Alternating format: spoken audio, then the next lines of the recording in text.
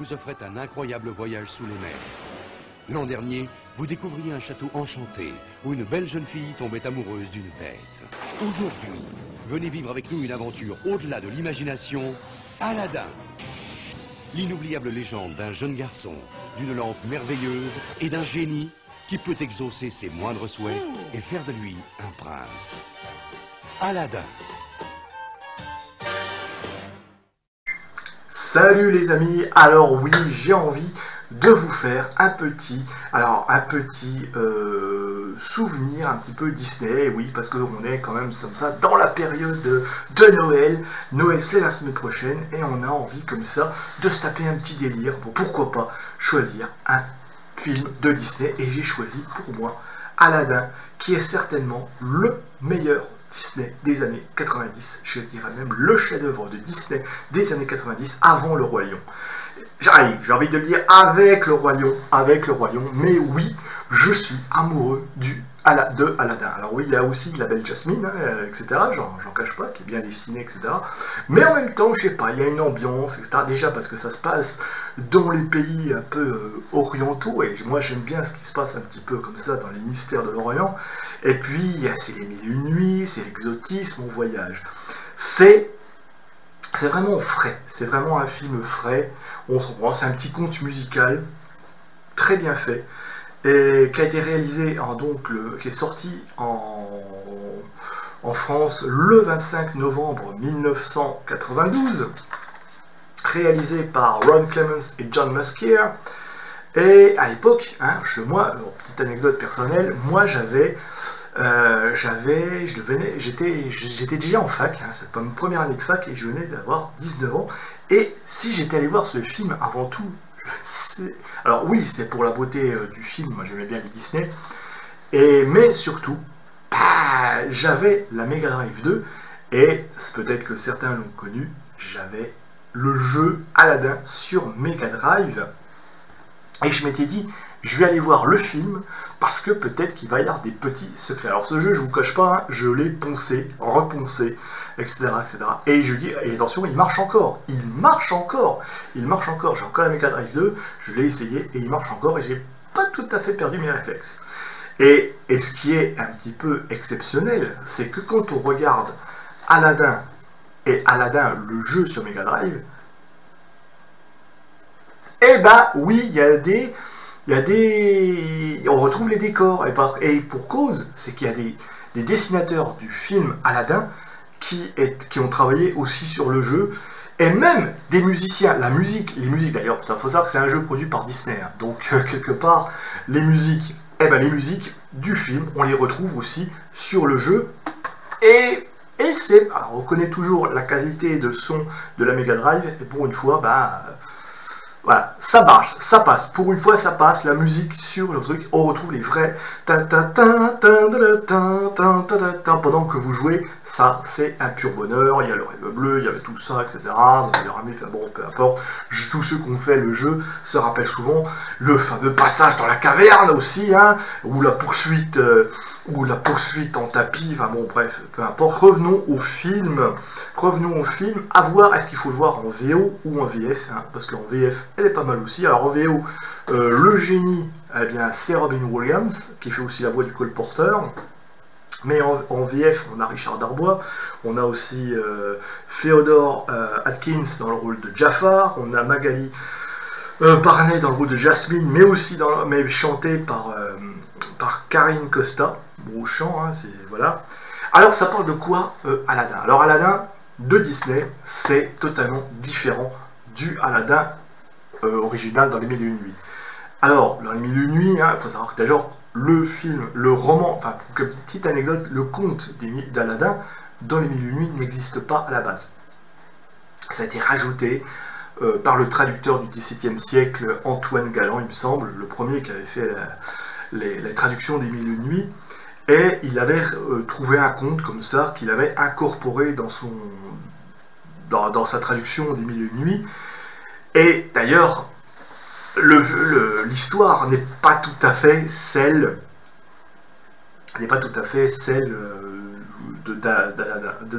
d'Aladdin Disney. C'est beaucoup plus sombre, voilà. Bon. Aladdin, lui, a pris quelque chose, et comme à son habitude, il en a fait quelque chose de joyeux. Mais en même temps, c'est une ode à la liberté, c'est une ode un peu à ce que l'on est, à l'amour aussi, etc. Alors, voilà, je ne vais pas vous débriefer le synopsis, vous dire vite fait le début. Alors, on a comme ça un jeune homme un petit peu voleur des rues qui vit dans les rues d'Agraba avec son singe Abou et qui est très pauvre et qui, pour se nourrir, survivre, eh bien, il doit voler de la nourriture principalement. Et puis, bon, il rêve de richesse, il rêve d'argent, il rêve beaucoup de choses, c'est normal, on rêve toujours de ce que l'on n'a pas, de ce qu'on ne possède pas.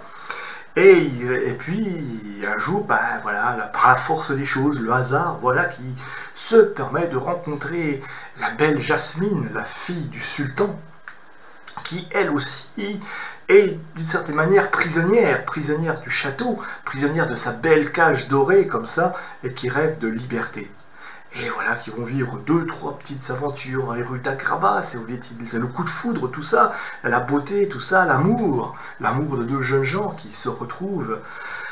Et puis, mais malheureusement, les gardes vont le rattraper, et à partir de là, tout va s'enchaîner. Bon, on va revenir sur l'histoire, la rencontre avec le génie, tout ça, le diamant d'innocence pour rentrer dans la caverne et puis récupérer l'horrible Jafar qui veut récupérer la lampe d'Aladin, la lampe magique, on va dire, c'est pas encore la lampe d'Aladin, pour être le maître, etc., pour être Jafar, le pouvoir, etc., etc.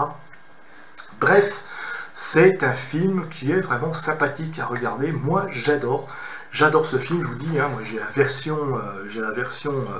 c'est la version plusieurs CD. Alors, il y a le bonus, il y a beaucoup de bonus là-dedans. Il y a le film, bien sûr, mais il y a aussi des petits bonus, les commentaires audio, les images, etc. Un petit, pour moi, c'est à la hauteur où je place ce film Disney, quoi. C'est un chef-d'œuvre. C'est vraiment le chef-d'œuvre Disney des années 90. Et c'est beau, c'est beau. Je veux dire, chaque fois qu'il y a un plan quelque part, ça nous fait rêver. Il y a des plans sur le désert, et puis il y a des plans un peu plus sombres, on va dire, j'ai envie de dire dans le donjon, mais aussi dans la grotte, tout ça, ça mélange un petit peu tout ça. Il y a le rapport, puis quand Jafar se transforme en serpent, ou bref, il y a ce rapport, cette amitié qui se crée avec Aladdin, et puis il y a cette ode à la liberté, finalement. La liberté. Aladdin qui rêve de liberté. Jasmine qui rêve de liberté. Qui rêve d'amour. Parce que, voilà, parce que l'amour libre, parce que vivre d'amour, c'est en pleine conscience, en pleine liberté. Il y a cette ode de deux jeunes qui ont envie de vivre leur jeunesse. Et puis, il y a tellement ce beau passage, cette chanson, on veut dire, qui est devenue mythique maintenant. Mon rêve bleu, tout ça. Qui a été assez repris dans les mariages, on l'entend, non, tout le monde veut se mettre ce film-là pour célébrer son amour, quand c'est pas autre chose. Enfin, bon, c'est toujours, il y a cette chanson qui revient, avec Titanic aussi, la chanson de Titanic aussi, bref. C'est un film qui a vraiment marqué une génération. Moi je vous dis, je l'ai pas vu quand j'étais enfant, même si j'étais quand même un peu plus jeune, j'avais même pas 20 ans, j'avais 19 ans, mais c'est un film qui fait qu'on se revoit comme ça, avec des petites étoiles dans les yeux. Et même encore aujourd'hui, moi qui en ai 48 aujourd'hui, je me le suis revu encore. Bon, ça fait qu'1h20, bon, ça va, c'est assez rapide. Moi, je me le suis revu encore. Mais pareil, la magie de l'enfance, la magie de l'adolescence, ou ce que vous voulez, ça fonctionne encore. Et puis, voilà, ça nous fait rêver. Même si c'est vrai que c'est pas l'histoire originale, même si c'est vrai que ça. Mais l'histoire telle qu'elle est créée comme ça, c'est beau, c'est exotique, c'est l'Orient. Pour moi, c'est mon Disney préféré. C'est le Disney que je mets un petit peu au-dessus dans les années 90. Allez, avec le Roi Lion. Mais voilà, pour moi, je suis très fan d'Aladdin. C'est pour moi le Disney préféré dans les années 90. Il y a vraiment de tout. Il y a vraiment, c'est une ode à l'amour, c'est une ode à la liberté, c'est une ode à l'Orient aussi. C'est alors peut-être un Orient rêvé, peut-être un Orient imaginé, peu importe. Mais qui n'a jamais eu envie de parcourir comme ça le monde sur son tapis volant, sur son tapis magique, etc. Avec la belle dans ses bras, comme ça. C'est vraiment une aventure que tout le monde a envie de vivre. Et c'est Disney qui nous emmène comme ça Ah, s'il suffisait de... Ah, si seulement il suffisait comme ça de frotter une lampe magique pour réaliser 3 vœux, qu'est-ce que vous réaliserez vous-même comme vœu? Qu'est-ce que, comme ça, quel serait, d'ailleurs, dites-moi en commentaire, quel serait votre premier vœu si vous deviez formuler 3 vœux à un génie? C'est l'argent, le pouvoir, l'amour. Attention à l'amour, parce que, attention, le génie n'a pas le droit de faire... Ah oui, parce qu'il y a des règles, hein. Le génie n'a pas le droit de faire... et tomber amoureux une personne, etc. Ou il n'a pas le droit non plus de ressusciter les morts. Ah oui, c'est pas plus, voilà, faut pas non plus. Il y a quand même des règles, mais il y a une petite question que je me suis toujours posée. Moi, si j'avais la possibilité d'avoir une lampe magique, qu'est-ce qui m'empêcherait de dire, comme vœu, que moi je voudrais, le dernier vœu que je formulerais, ce serait de vouloir avoir tous les vœux de la Terre, d'avoir la possibilité d'avoir des vœux à l'infini. Eh oui, ils n'ont jamais pensé à ça chez Disney. Moi, si j'ai le vœu qu'on me proposerait, ben c'est de voir tous les vœux, à chaque fois que je frotte, je fais ce que je veux. Et oui, ça gamberge dedans, et deux fois je me demande un peu... Ouais, bref. Alors, oui, dites-moi en commentaire, ben bon, reprenons, on va jouer le jeu, hein, et puis on va se dire qu'on a 3 vœux, dites-moi vos 3 vœux que vous aimeriez avoir sur Terre. Moi, ce serait être heureux, tout simplement. Pouvoir écrire, pouvoir être publié, si je pouvais être publié aussi, pourquoi pas, vivre un peu, partager mes idées, et puis, ben... puis voyager. Voyager, avoir la possibilité de voyager comme ça d'un claquement de doigts. Où je veux, ce serait fantastique, et ce seraient les 3 vœux que je ferais. Dites-moi les vôtres, on va jouer comme ça, c'est Noël, c'est bientôt Noël, on fait des petits jeux tranquilles. Bref, Aladdin, à la période des fêtes, si vous avez des petits neveux, des petits cousins, des enfants, si vous voulez leur faire découvrir quelque chose, à mon avis, de toute façon, ils vont le découvrir à la télé aussi, parce qu'à mon avis, ils passent, mais si vous ne l'avez pas, ou alors filez sur Disney+, et faites-leur découvrir ce chef-d'œuvre de Walt Disney, qui est peut-être le meilleur film Disney des années 90 avec le Roi Lion, j'insiste. Pour moi, c'est le meilleur. Le meilleur des années 90, ça restera Aladdin, devant le Roi Lion. Bref, sur ce, eh bien, je vous souhaite de bien vous porter, de prendre soin de vous et de votre famille, et puis aussi de passer un bon Noël en famille, j'espère. Enfin bon, il n'y aura pas de raison de s'inquiéter, voilà, d'être heureux, et puis de vivre votre rêve bleu.